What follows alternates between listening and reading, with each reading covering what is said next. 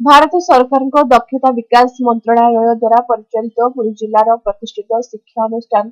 जनशिक्षण संस्थान तरफ पुरीर सरधावाली और बेलदड़ ग्राम विद्यालय परिसर में स्वच्छता ही सेवा कार्यक्रम पालन कर कार्यक्रम में सरधावाली और बेलदड़ विद्यालय परिसर सफा करने सहित वृक्षरोपण कर सबुबले सफासुतरा रहा शपथ ग्रहण कर उक्त स्वच्छता ही सेवा कार्यक्रम में जनशिक्षण संस्थान तरफ पद्मचरण सेठी रश्मि रंजन मिश्र दिलीप कुमार नायक धरित्री महापात्र और बेलदड़ ग्राम सरपंच विपिन कुमार दास उपस्थित थे। कार्यक्रम में अनुष्ठान 60 ऊर्ध्व सिलाई प्रशिक्षार्थी जोग देते।